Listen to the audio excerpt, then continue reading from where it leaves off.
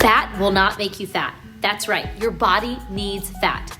Not all fat is bad, it's only when we eat too much fat or the wrong kind when it becomes a problem. Fat, when eaten in modest amounts, has a minimal impact on glucose levels. However, eating too much fat can cause insulin resistance, which may lead to prolonged high glucose levels over time.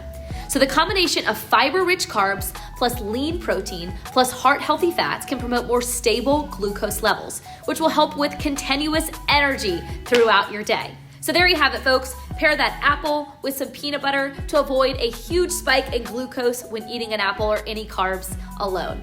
I am looking for 5 women who want to lose 5 to 10 pounds in the next 4 to 6 weeks.